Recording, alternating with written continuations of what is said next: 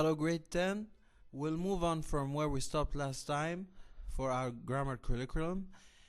And we stopped last time at the relative pronouns. So what are relative pronouns?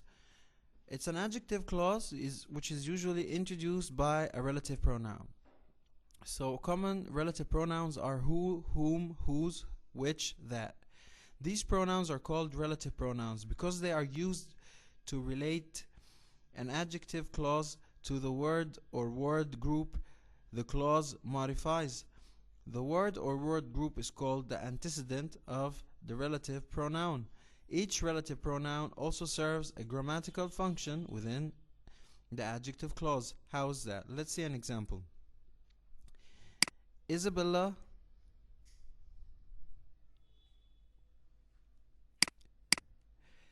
Bonfrey was an abolitionist who is most often remembered as Sojourn Truth.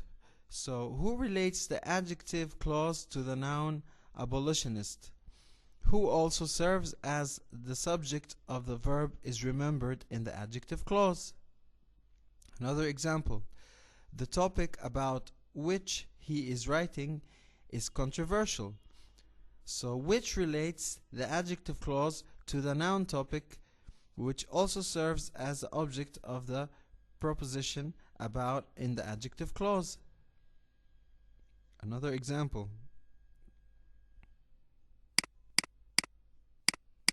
She is the person whom I trust.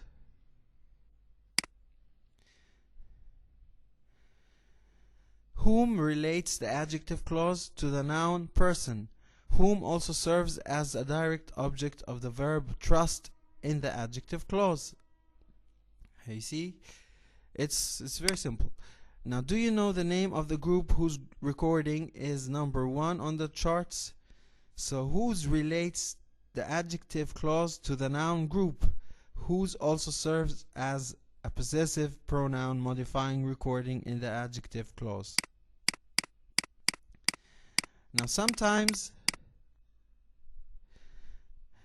the relative pronoun is left out of a sentence. In such a sentence, the pronoun is understood and still serves as a grammatical function within the adjective clause. Example of that. Miss Chung is a legislator that or whom we met. That or whom is understood. The understood relative pronoun relates the adjective clause to legislature and serves as the direct object of the verb met in the adjective clause. Now we have a note here.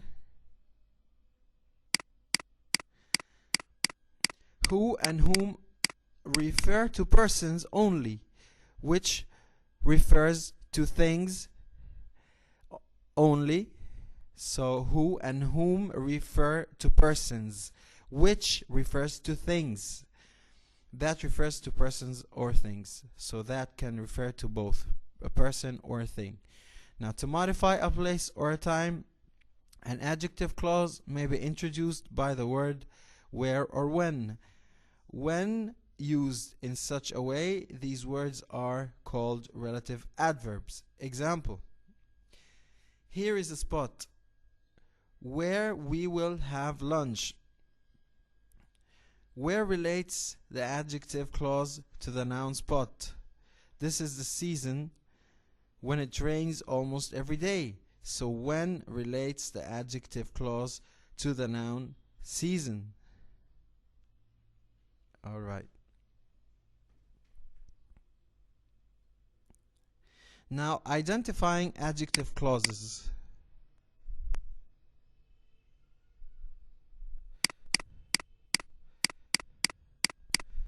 Identifying the adjective clauses in the following sentences and underline the relative pronoun or relative adverb in each clause.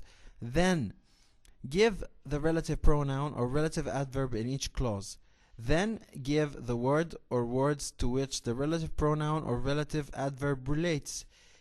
If a sentence contains an adjective clause from which the relative pronoun has been omitted, add the relative pronoun in the parentheses and underline it. So, example, the topic that Melissa chose for her essay was difficult.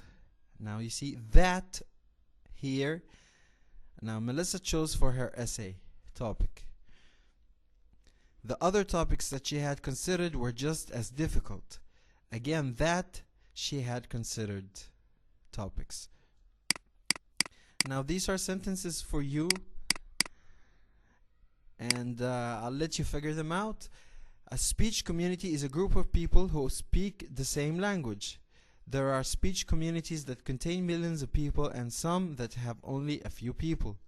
The first language you learn is called your native language. People who master a second language are bilingual. Those who conduct business internationally often need to know more than one language. English, French, and Spanish, which many diplomats can speak, are among the 6 official languages of the United Nations.